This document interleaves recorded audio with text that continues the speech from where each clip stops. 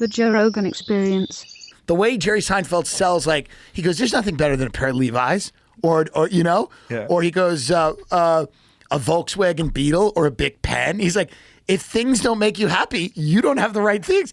It's so funny, and I feel like he does think a little bit like that. Yeah. Because that is a group of person, too, where they're almost spiritually connected to inanimate objects. Yeah. You know? Like, and he said this is all going to be in my new book, Soulful Materialism.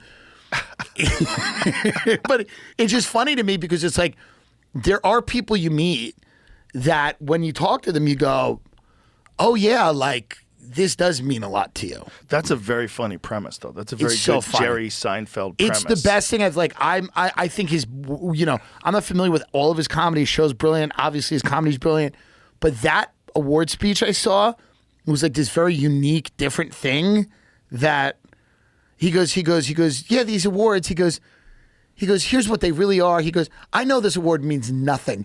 He goes, and I know that because the last time we did this, you know, the last time they had this award show, they left a bunch of them up on stage and you all just came up here and grabbed them. He goes, you didn't earn them, but he goes, you just brought them home because they prop up your meaningless lives. It's the best thing I've seen it from. It was my just favorite thing because it does seem like he's totally raw. And I feel like that is him. Yeah. Like he is being real in that moment where he's basically like, no, this is what it is. Yeah. Yeah, here's the shiny thing. He goes, it doesn't matter that it doesn't work when I get it home. I want it now. He goes, I want the thing on the commercial. I want it. And there is something so deeply American about that. It is disturbing on some level. But there's also a level where you got to just recognize how powerful that stuff is too. Yeah. Like we are one of the only generations of people that have experienced this level of prosperity.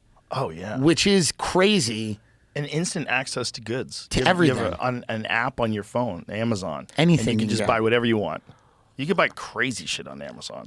Very expensive things on Amazon.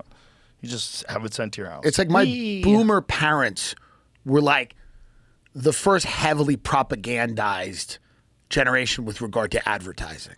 Yeah. That's why we all grew up eating shit because like they believed corporations. Yeah. Corporations were like, McDonald's is it. Your kids are going to love it. And you're like, all right, go to McDonald's. Now, my cousin's two kids have never had McDonald's. They're 6 and 4. She goes, I can't control them forever, but for right now, they'll never have McDonald's. We grew up eating there. Yeah. Because corporations were paramount. My father loves commercials as much as TV shows. He used to call me like the Budweiser frogs were his favorite thing in the world. Remember those 3 frogs? I do remember those on frogs. the lily pads? I They would do go, remember 'em. Budweiser. And my father loved them. To him, that was art. Like that was the boomers were like one of the first generations where the advertising was art. Like after 9/11, Budweiser did this commercial where all the Clydesdales took a knee and they said from one America. And they were doing it and you're like, where was it? And they're doing it in Jersey and you're looking at where the towers used to be. And it took you a minute to get it. And then they all take a knee and Budweiser said, from one American icon to another. And my father's like crying in the living room, going, this is the greatest thing I've seen.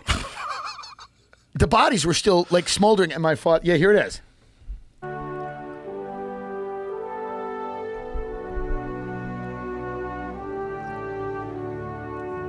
It's crazy.